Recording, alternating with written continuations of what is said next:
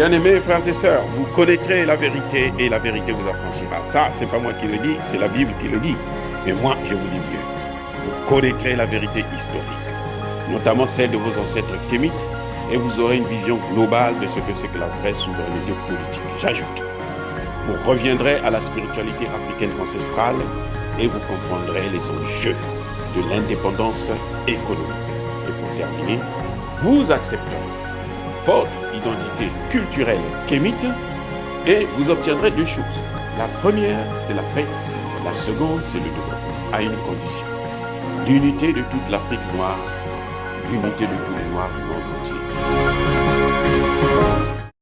Otep à tous, bienvenue sur la chaîne des panafricanistes par essence, par conviction et par excellence. Celle des citoyens kémites par nécessité et obligation de combat. Nous sommes une chaîne qui n'est guidée que par nos ancêtres et rien que par les ancêtres qui appartiennent à l'égrégore du monde noir. Par conséquent, nous ne croyons en aucun Dieu venu de l'étranger.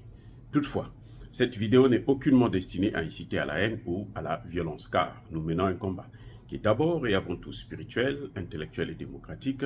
Ensuite, il est politique, géopolitique et géostratégique, contre l'impérialisme, le colonialisme, le néocolonialisme et l'endocolonat, qui sont tous qualifiés de crimes contre l'humanité. Nous menons ce combat sur la base du principe fondamental que nous avons hérité de nos ancêtres kémites, qui est celui de la Mahat, c'est-à-dire solidarité, vérité et justice. Vous êtes donc en droit de connaître la vérité et nous avons l'obligation de vous dire la vérité, rien que la vérité, afin que justice soit rendue au continent africain.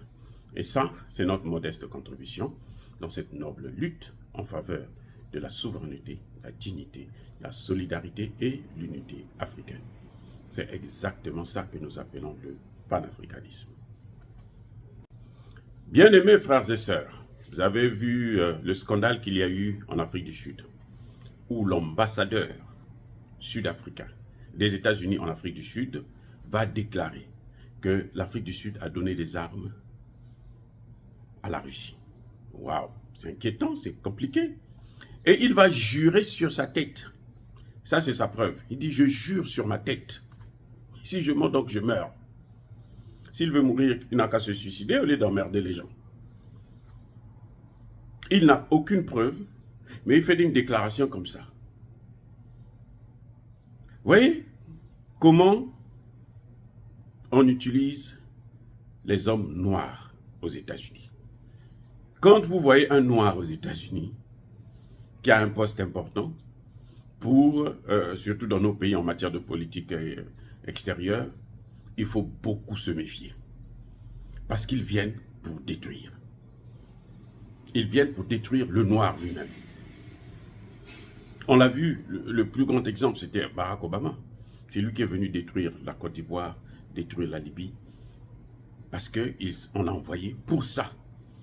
C'est lui qui a installé la première base militaire américaine au Niger. Donc, c'est lui qui a installé l'outil de domination des États-Unis sur son propre peuple, c'est-à-dire que les Africains, ses frères. Et là, l'ambassadeur des États-Unis en Afrique du Sud, c'est un noir. C'est pas un blanc, c'est un noir. Il fait une déclaration aussi tapageuse.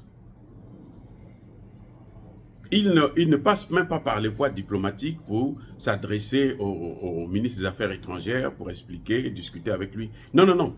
Il va directement aux conférences de presse et puis allez, il bombarde. Et on s'est rendu compte que tout est faux. Il n'a apporté aucune preuve. La seule preuve qu'il a apportée, c'est que moi je jure sur ma tête. C'est quoi ça? C'est quoi? L'Afrique du Sud a un autre problème, un vrai problème. C'est que l'opposition sud-africaine, c'est une opposition blanche. Donc, une opposition étrangère. Il y a le parti des Noirs et il y a le parti des Blancs. Il y a des villes où les Noirs n'ont pas droit d'y avoir accès. Donc, en fait, c'est l'apartheid qui continue. Et les Blancs travaillent pour l'Occident. Ils ne travaillent pas pour l'intérêt de l'Afrique du Sud. Parce que l'intérêt de l'Afrique du Sud, eux, ils contrôlent l'économie. Donc, ce sont eux les maîtres. Au final, ce sont eux qui contrôlent le pays. Vous avez la politique, ok, très bien, parce que vous êtes majoritaire, c'est votre pays. Nous sommes des étrangers, on est venus, à l'époque, nos grands-parents sont venus occuper les terres ici, à travers la colonisation, et puis nous, on a continué avec l'apartheid. Et nous contrôlons l'économie. Donc la finance, là, elle est dans leurs mains. Ce que vous voyez en Afrique du Sud, là, ce n'est pas la réconciliation. Voilà un problème, pour ça que j'ai toujours dit, même entre nous, entre Noirs, la réconciliation n'exclut pas la recherche de la vérité et les réparations. Sinon, les mêmes ou leurs descendants feront la même chose. La réconciliation, quand j'ai inventé la justice transitionnelle, j'ai bien précisé que l'élément fondamental, c'est celui de la recherche de la vérité, d'abord. Ensuite, on verra les réparations. Or, en Afrique du Sud, quand Mandela sort de prison, les Occidentaux ont imposé un rythme. Ils disent non, nous c'est la démocratie, parce qu'ils savaient que Mandela va gagner l'élection. Ils savaient, ça dit que ça ne trompe personne, c'est la majorité. Donc ils disent que maintenant nous allons vers la démocratie, donc il faut maintenant se réconcilier. On n'a pas à déterminer les responsabilités. Donc en Afrique du Sud, là, il y a encore des gens qui ont pratiqué l'apartheid, qui sont libres de circuler comme ils veulent, alors qu'ils ont massacré beaucoup de Noirs. Vous voyez, c'est ça le problème. Donc on se regarde en chien de faïence. C'est pour ça que vous voyez qu'ils font toujours la discrimination. C'est ça les vestiges de l'apartheid. Tel quartier, il n'y a que des Blancs qui doivent y habiter. Telle ville, il n'y a que des Blancs qui doivent y habiter. Ça, c'est l'apartheid. Mais sous une nouvelle forme, l'apartheid qui ne dit pas son nom. Voilà le vrai problème actuel de l'Afrique du Sud. L'Afrique du Sud a ce problème-là encore. Et ces Blancs-là sont soutenus par les Occidentaux. C'est pour ça qu'eux, ils le soutiennent aussi. Ce sont eux, quand vous entendez parler de l'opposition, qui veut que Poutine, si Poutine met pied en Afrique du Sud, il faut qu'on l'arrête, qu'on le mette en prison. Parce que ce sont qui? Lesquels? Ce sont les Blancs. Ce n'est pas les Noirs qui le disent. L'ANC l'a assez déjà prononcé là-dessus. Il dit, ce n'est pas notre problème. Poutine ne fait pas la guerre avec l'Afrique du Sud. Et en plus, ils sont dans une alliance, une grande alliance, qui est en train de bouleverser le monde entier. Donc, nous, on préfère rester avec Poutine. On est en train de faire des pressions intenses actuellement sur le président Ramaphosa pour qu'il puisse se débarrasser de Poutine, pour qu'il puisse casser le lien avec Poutine. Mais qu'il sache que les Occidentaux, là, ils ne lâchent jamais ce qu'ils ont commencé à faire. Vous voyez, la colonisation, c'est la continuité de l'esclavage. Avant l'esclavage, c'était des guerres intenses contre nos ancêtres en Afrique. Plus de 500 ans de guerre. Et ça a continué avec l'esclavage. On a continué à se battre, se battre, se battre. Ils ont changé la colonisation. On a continué à se battre et jusqu'à aujourd'hui. Donc l'apartheid que vous voyez là, ce n'est pas fini en Afrique du Sud. Ça a changé de nom, ça a changé de forme. C'est plus sophistiqué, c'est plus, plus lucide, quoi. Puisque les Noirs ont le pouvoir, donc on dit, bon, puisque vous avez le pouvoir, donc c'est vous qui commandez, c'est vous qui devrez arranger les choses. Mais ceux qui ont les finances, ce sont eux, et ce sont eux qui contrôlent. Ce sont eux qui ont le dernier mot. Et ils sont soutenus par les Occidentaux, comme d'habitude. Je dis bien, comme d'habitude. Et ça a toujours été comme ça. Donc voilà comment le vrai problème de l'Afrique du Sud, c'est celui-là. C'est ce qui fait débat sur la venue de Poutine au sommet des BRICS en Afrique du Sud. C'est ça. C'est à cause de ce clivage-là. Noir, blanc. Les Noirs, ils veulent le recevoir. Les Blancs n'en veulent pas. Les Blancs n'en veulent pas. Pourquoi? Ce n'est pas pour l'intérêt de l'Afrique du Sud, mais pour l'intérêt des Occidentaux. Parce qu'il faut faire plaisir à leurs semblables. Aussi simple que ça.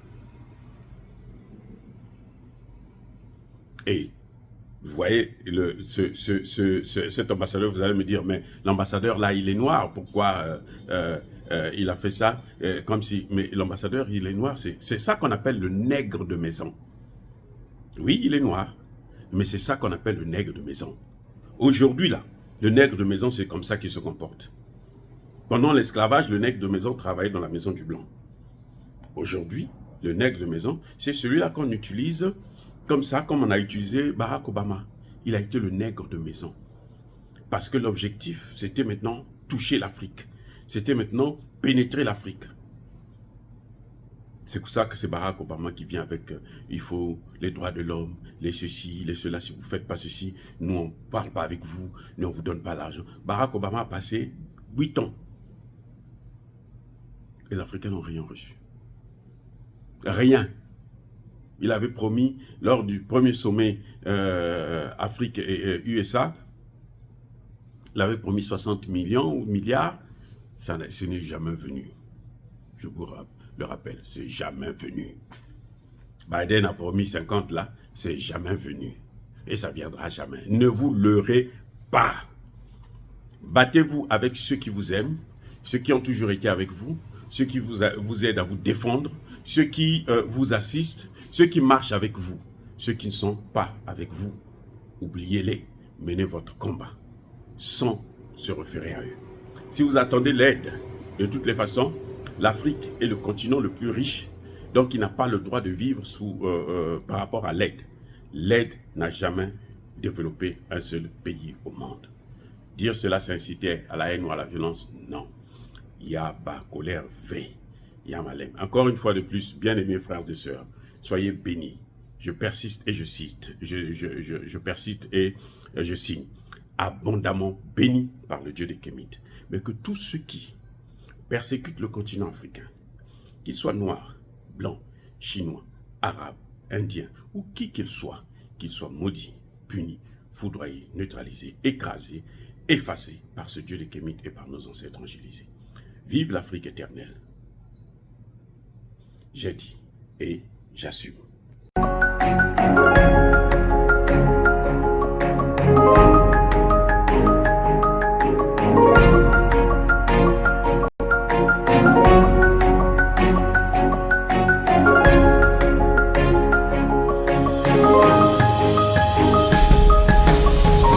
Eux, ils marchent par la foi et non par la vue. Mais moi, je vous conseille vivement de marcher par la connaissance scientifique et historique, notamment celle de nos ancêtres kémites, par les 5 sens et par l'intelligence. À vous, à Pierre.